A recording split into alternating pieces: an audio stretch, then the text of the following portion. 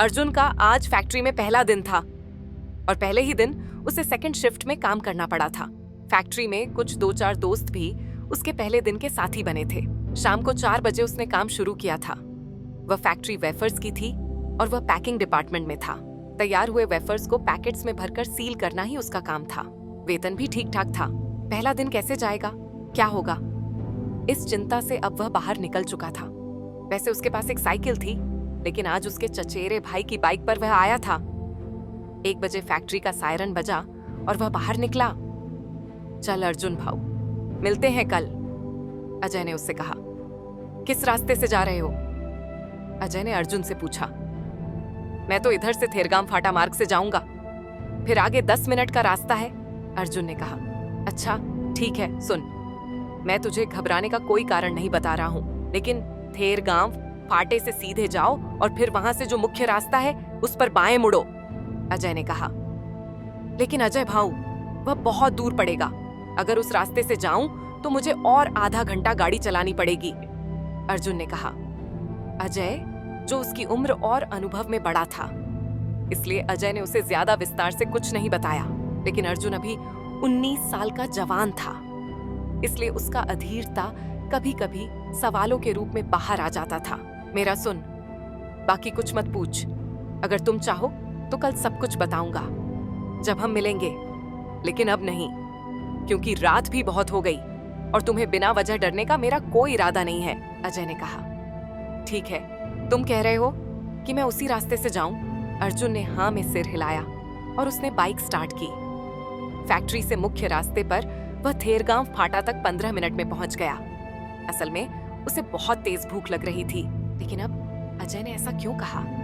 इस बारे में ज्यादा सोचने के बजाय उसने उसी रास्ते से बाएं साइड में बाइक घुमा दी जैसा उसे जाना था। थेरगांव फाटा एक थोड़ा भीड़-भाड़ वाला जगह था। कुछ दुकानें अभी भी खुली हुई थीं, कुछ रिक्शा वाले दिखाई दे रहे थे। उसने थेरगांव फाटे से बाएं साइड में गाड़ी मोड़ी। थेरगांव फाटे से उसका गांव ओतूर 8 किलोमीटर दूर था।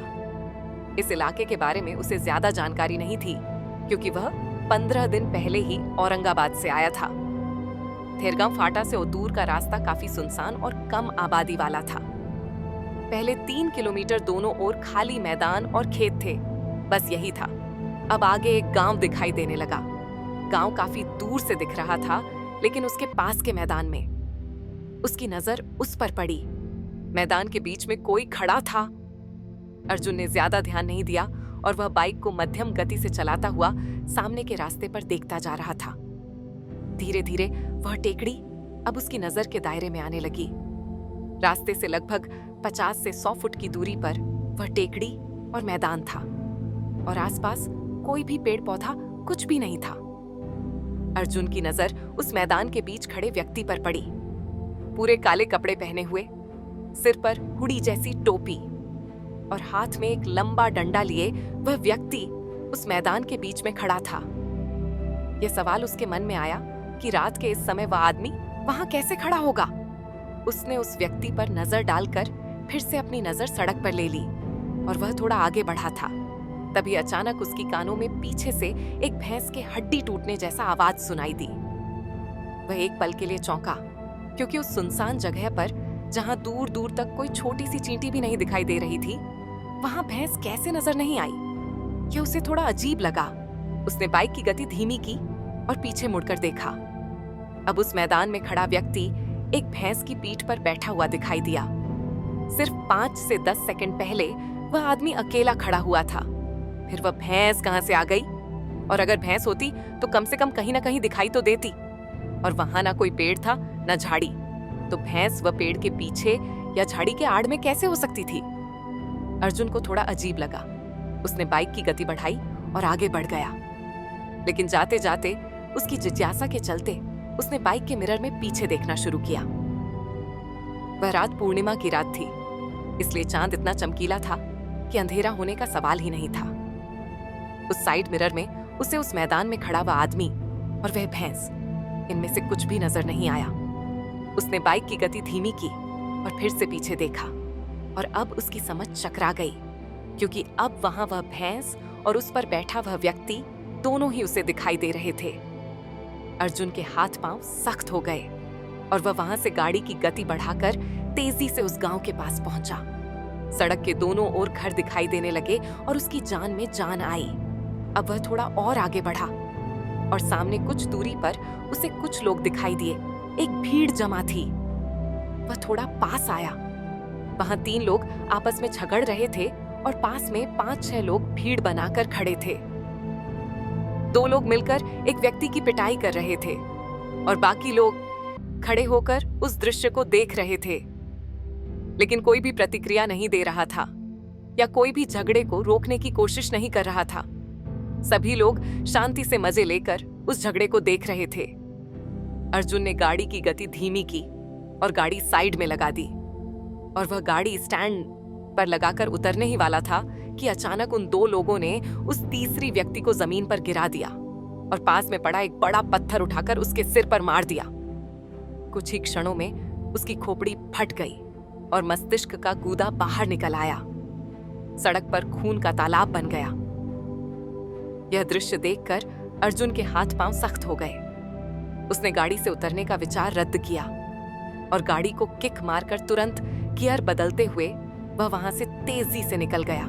वह थोड़ा आगे बढ़ चुका था, लेकिन कुछ चीजें अचानक उसे बाद में समझ में आईं। पहली बात यह कि इतना कुछ हो जाने के बावजूद उन 5-6 लोगों ने इस घटना पर कोई प्रतिक्रिया नहीं दी थी। वे ठंडे तरीके से खड़े होकर उस घटना को देख रहे थे। न कोई चीख पुकार, न कुछ और। अर्जुन ने एक मर्डर देखा था। इस विचार से उसके हाथ पांव कांप रहे थे।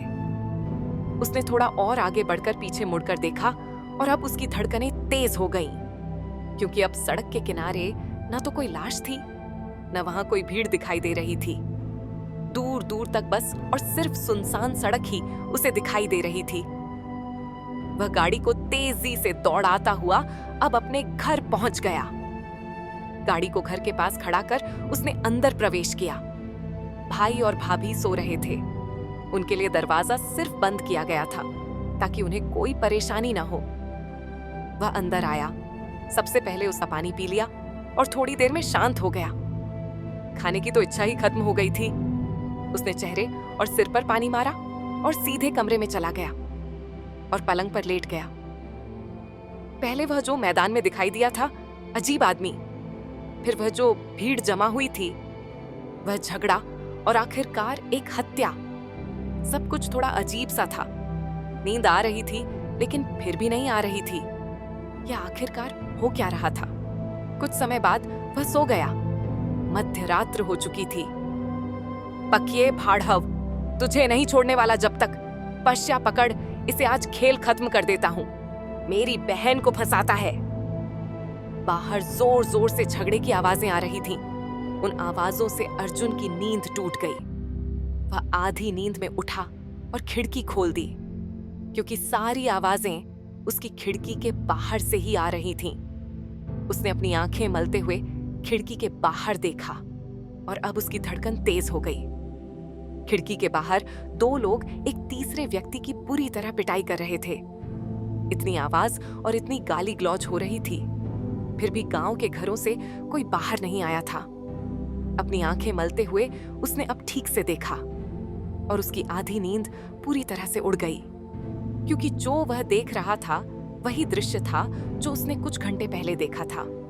बस वहां भीड़ जमा थी, लेकिन यहां कोई नहीं था। बिल्कुल वही हुआ। उन दोनों ने उसका सिर पत्थर से कुचल दिया। मरने वाले का चेहरा भी नहीं दिखा। अर्जुन चिल्लाते हुए बाहर निकला, अरे दादा, बहिनी उठो, बाहर हमारे घर के सामने एक आदमी की हत्या हुई है। वह जोर जोर से अपने भाई और भाभी को उठाने लगा। वे भी डर और घबराहट के साथ उठकर बैठ गए। दरवाजा खोलकर बाहर आए और अर्जुन को अब एक झटका लगा, क्योंकि वहां कुछ भी नहीं था। न तो कोई लाश और न ही खून का कोई निशान। अर्जुन, तेरा दिमाग ठीक है ना? हम डर गए थे। तू कह रहा था एक हत्या हुई है, लेकिन यहाँ तो कुछ भी नहीं है। बिना वजह हमारी नींद खराब कर दी। उसका भाई गुस्से में घर में वापस चला गया। अर्जुन को कुछ समझ में नहीं आ रहा था। जो उसने देखा था वह क्या सच था या सपना था? इसी सोच में वह सुबह तक जागता रहा। फिर उसे नींद आ गई और वह सो गया। अगले दिन वह तय समय पर फैक्ट्री में पहुंच गया, लेकिन आज अर्जुन का ध्यान काम में नहीं लग रहा था। उसकी आंखों के सामने रात में घटी घटनाएं बार बार घूम रही थीं। अजय ने उससे पूछा, क्या रे, आज क्या हुआ? ध्यान कहाँ है तेरा? और तू बहुत टेंशन में दिख रहा है। दादा, अरे क्या बताऊं तुझे? मुझे समझ में आ गया जब तूने कहा था कि उस रास्ते से मत जाना। ऐसा कहकर अर्जुन ने अजय को सारी घटना बताई। तू मूर्ख है क्या? तू क्यों उस रास्ते से गया? अजय उस पर गुस्से में भड़क गया। अनुभवी लोग जब तुम्हें कुछ कहते हैं तो वह तुम्हारे भले के लिए ही होता है, अजय ने कहा। इधर से आगे मैं उस रास्ते से कभी रात को न ही दिन में कभी नहीं जाऊंगा, अर्जुन ने उसे आश्वासन दिया। लेकिन इतनी सारी बातें कहने के बाद भी अजय के चेहरे पर एक चिंता साफ दिखाई दे रही थी। वह अर्जुन से कुछ कहना चाहता था, लेकिन तभी उसका फोन बजा और उसकी चिंता और बढ़ गई। फोन उसके घर से था। उसकी पत्नी की डिलीवरी होनी थी और अब उसे तुरंत अस्पताल में एडमिट करना पड़ा था। उसकी जान शायद खतरे में थी। सुन, मुझे जाना पड़ रहा है, लेकिन तू कल और परसों फैक्ट्री मत आना। मेरी सुन, कुछ कारण बताकर तू अभी निकल और सीधे घर पहुंच, अजय ने उसे पेट के अंदर की गहरी चिंता के साथ कहा। इस बार अर्जुन ने उसकी बात मानी और वह तुरंत घर चला गया। अजय भी अपनी पत्नी को देखने के लिए अस्पताल चला गया, लेकिन वह व्यस्त था, इसलिए वह रखी को जो बताने वाला था वह नहीं बता सका। रात को अर्जुन शांत सो रहा था और मध्य रात्रि में फिर से वही झगड़े की आवाजें सुनाई दी, लेकिन इस बार वे आवाजें उसे बहुत पास से आ रही थीं। वह डर के मारे उठ बैठा और अब उसका दिमाग सुन्न हो गया, क्योंकि उसके कमरे में वह दृश्य फिर से उसके सामने था। लेकिन आज उस दृश्य में एक बहुत अजीब बात थी। वह यह थी कि उन तीनों के चेहरे बिल्कुल सपाट थे, मतलब किसी का चेहरा ही नहीं था। ना आंखें, ना नाक, ना कान, सिर्फ एक चिकना मांस का गोला। बिल्कुल वैसा ही दिख रहा था। सारी घटना वैसी की वैसी घट रही थी, लेकिन बहुत तेजी से। उसके मुंह से कोई शब्द नहीं निकल रहे थे। वह सुन्न अवस्था में उस हत्या को देख रहा था जो उसके पलंग से सिर्फ 5 फुट दूर हो रही थी। तभी उसके कानों में एक भैंस के जोर से चिल्लाने की आवाज आई और उसने खिड़की से बाहर देखा। अब उसके दिमाग में झंझनाहट हो रही थी, क्योंकि ये मैदान में जो आदमी दिखा था वह भैंस की पीठ पर बैठा हुआ खिड़की के बाहर खड़ा था। अर्जुन का दिमाग सुन्न हो चुका था। उसकी आवाज रुक गई थी, हाथ पैर जकड़े हुए थे। उसने पलटकर कमरे में देखा और अब एक और झटका लगा, क्योंकि वहां कोई भी नहीं था। अब फिर से पलटकर उसने खिड़की के बाहर देखा और अब वहां भी कोई नहीं था। अर्जुन को बुखार चढ़ आया। 1 दिन बाद अजय फैक्ट्री में आया। वह अर्जुन को ढूंढ रहा था, लेकिन अर्जुन उसे नहीं दिखाई दिया। उसने पास में काम करने वाले लड़के से अर्जुन के बारे में पूछा। अहो, तुम्हें नहीं पता? उसका मर्डर हुआ था कल रात, वह लड़का बोला। अजय इस बात पर कोई प्रतिक्रिया नहीं दी, जैसे उसे पहले से ही इस सब का अनुमान था।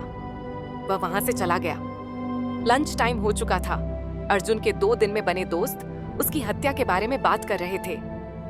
अर्जुन का अपनी गांव की एक लड़की के साथ प्रेम संबंध था, लेकिन जात पात के कारण उसके 2 भाइयों ने उसे अरवली गांव के पास रात के समय रास्ते में पत्थर से सिर में मारकर उसकी हत्या कर दी थी।